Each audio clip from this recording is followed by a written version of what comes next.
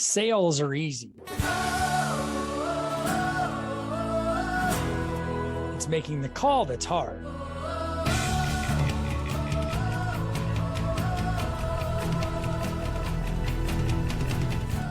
Hi, my name is Dave Gallegos. I've spent the last 25 years in the mortgage industry and a lifetime in sales. In this show, I'll bring that experience, expertise, and the experts I've met to you with actionable advice to improve your sales. It's not magic. You just make the call. Hi, everybody. I'm Dave Gallegos from Zenith Home Loans, and this is Make the Call. This podcast is for really salespeople anywhere, but primarily people in the mortgage and real estate business, and specifically mortgage people. But a lot of this stuff applies. It's more general sales things than it is anything. I just spent my career in sales. I'm really passionate about helping people, anybody, loan officers especially, realize their highest potential when you get in this business. The amazing thing about the mortgage business is that there's no ceiling on your income, and it really just comes down to your dedication to your craft and being the ultimate professional. This is episode number 33 of Make the Call. I started this a little over a year ago and been pumping them out every couple of weeks since. I hope you're enjoying it. If you do like it, please share it and give me a rating. I'd really appreciate it. So the coolest thing about the mortgage business is that your time is your own if you're a loan officer. And one of the most difficult things to overcome in the business if you're a loan officer is that your time is your own. In other words, it's up to you what you spend your time doing every day. I've been focused on that my whole business career of how to get more done, right? How to be more effective. And fortunately for me, I found Darren Hardy. Darren really hit it big when he wrote The Compound Effect. And if you haven't read that book, highly recommend it. Great book, amazing book. I haven't read it in a couple of years, but I read it when I first got it. I know I kept track of how often I read it. I read it like 23 times in the first year I had it, or maybe year and a half. It was such a good book. And he came out with something else it's called High Productivity Forum or something like that. And it was a live event, and you went and you did that event, and it was really powerful. It was a one-day event. He spent 8 hours. I mean, it was amazing. He took the concepts from that and he turned it into something that he now calls insane productivity. And it's a module that you can buy online. And when you buy it, you have forever access to it. So I go back and I redo it. And as part of my redoing it this year and going through the lessons, I thought I would share what I've learned about it. Hopefully encourage you, if you're in this business, like I said, your dedication to this craft is the key to your earning potential. And so on the last episode, we established that you have to focus on the activities that produce the most significant results in your business.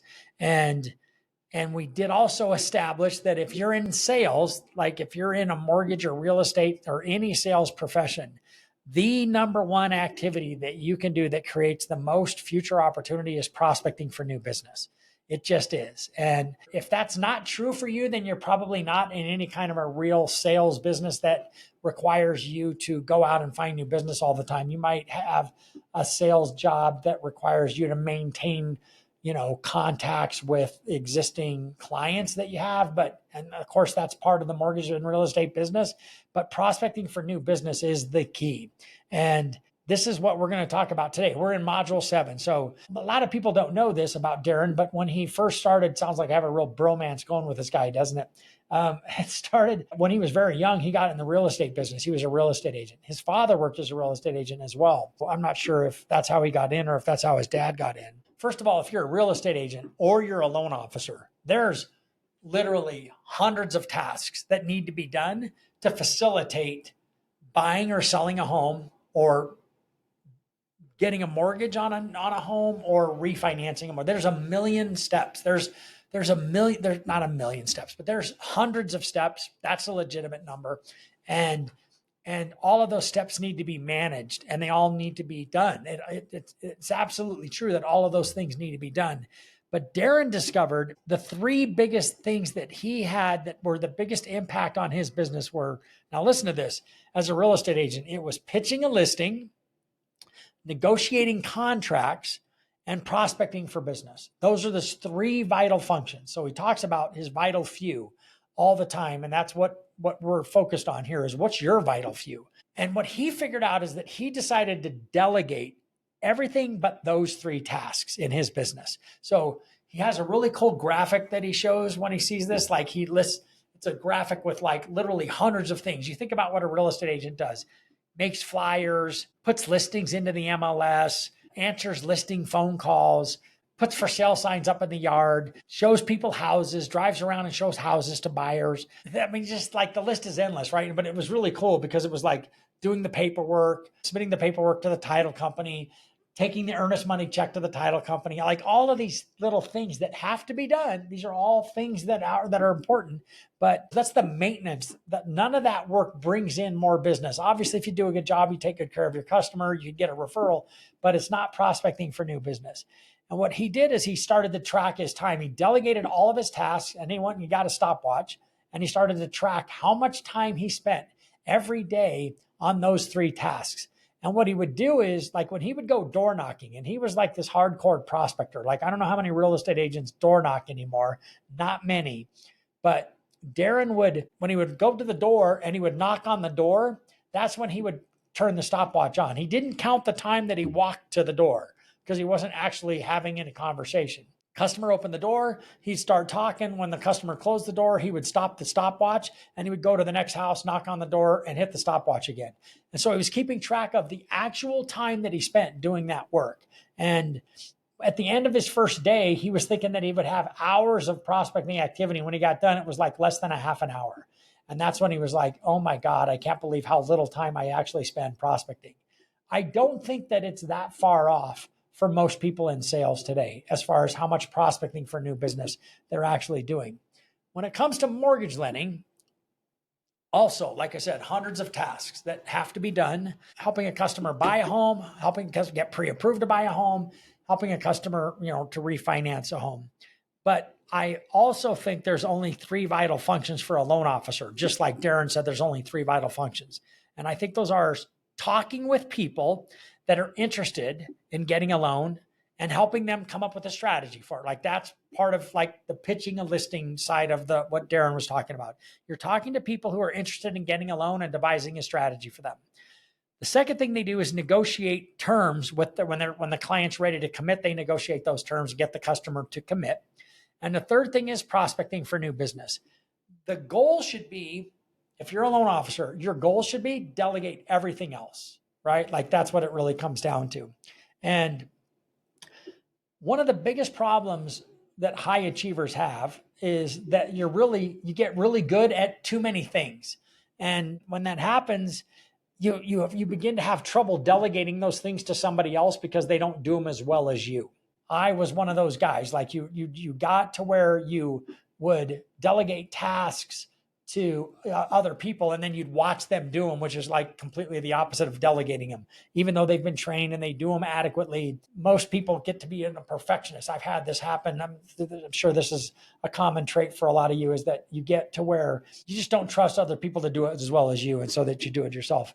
But it's an area that a lot of people struggle with. But the biggest thing is that we actually think that we're better at it than other people. But one of the things that people say about delegating is they actually think that they're too busy to stop and delegate, right? They're too busy to take the time to train somebody to do the job exactly the way they would want it done, so that they could focus on the things that they would do to be able to help them make them more business. And what this does is it ends up costing you as a salesperson hundreds of thousands of dollars every single year, because you're doing work that you could delegate to somebody else. We talked about the last episode, we talked about what's your rate, what are you worth per hour? If you're worth hundreds of dollars an hour, when you do the thing that gets you paid the most, you spending time doing something you could pay somebody $20 an hour to do, that's how much you're losing, because you're spending that hour doing $20 an hour work instead of $200 an hour work. So that's the basic concept. Thinking that you're too busy to train somebody and delegate the work to them is like saying you're too busy mopping the floor to go turn off the faucet when you have a leak in the house, right? Like when the sink's running, or that you could shut off the water so that you could stop. You're too busy mopping to go shut off the water. I mean, that's what you're saying to yourself. And when you think about that, it's a really good analogy. So keep that in mind. Don't be too busy mopping the floor to turn off the freaking water, okay? Because that's what not delegating is for you. Your goal should be to discover what you're best at, right? So that's where people struggle, is they don't know what they're they're really good at, or they think they're really good at everything, and they're not focused on the one or two or three vital few things that make them the most money. And that's it. If you can master that concept of what is it that I get paid to do? And I think, as I said, if you're a loan officer, it's talking to people who are interested in getting a loan and devising a strategy for that with them, negotiating a loan commitment with them when it comes time for them to commit and get locked in, and prospecting for new business. Those are the three things that produce the most revenue for you. And they always will be.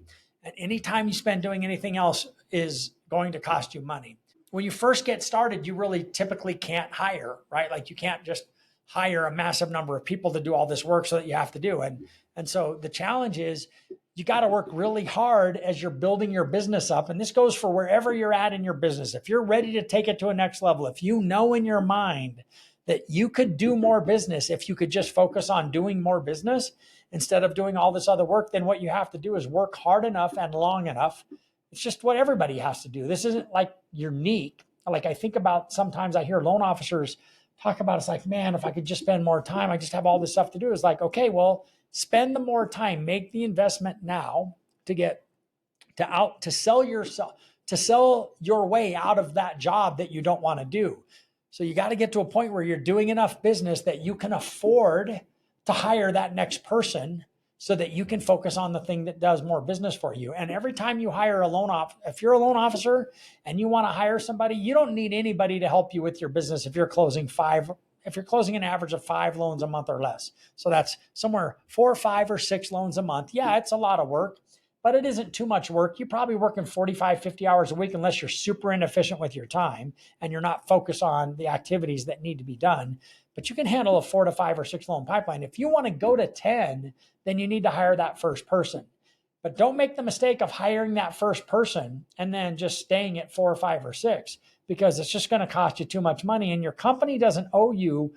This is a fact. The company doesn't owe you an assistant so that you can do more business, right? Like you're going to have to take a pay cut. If you want to stay at 5, then that's fine, but plan on taking a pay cut. And that's what a lot of businesses do. And by the way, if you ever want to grow a business, like if you owned I'm trying to think of a good analogy for this. If you were selling hamburgers and did everything that selling hamburgers represented at your hamburger selling store, and you can only sell a certain number of hamburgers every day and do all the rest of the work. Whatever you're making selling hamburgers, if you got to hire somebody else, you're going to have to make less for every hamburger you're making. But ideally, you're going to sell more hamburgers because now you have help, right? And so your income should go up. Your per hamburger income should go down. That's just how business 101. If you never took a business class in college or high school, then let me be the first to enlighten you. That's how you get ahead. So you can't keep making the same money per loan with no help as you were when you have a 3 or 4 person team. You're going to make less per loan, but you're going to do a lot more loans and you should make a lot more money. That's just business, right? So make sure that you understand that. But you're going to have to sell your way out as a job. Is that tough to do? Yeah, it is tough to do. Is it worth it? Hell yes, it's worth it, right? Because you get to help more people. It should be a lot more enjoyable job at this point because you're doing more of what you're really good at that brings in the money. And there's always somebody who loves to do the work you hate doing. And when you find those people, your life gets really easy, really fast. That's the goal, is go find those people that love to do that which you can't stand to do and pay them well to do it for you. That's the beauty of being in this business, is that there is no ceiling on your income. Like if you close 5 loans, you get paid whatever on 5 loans. You close 10, you get paid whatever you get paid on 10 loans. You don't stop getting paid like if it was a corporate job. This is true now, and this is right from Darren's teachings, is that when you double down on your most vital functions and you stay focused on the things that make you the most money, and I'm talking to myself right now, you double down on the activities that produce the results that you want to get, you're going to begin to see the results that you desire, right? But if you don't double down on those things that produce the results, you're not going to get anywhere. Your overarching goal should be to do less, do it more often, do less tasks, right? So delegate those tasks that don't make money.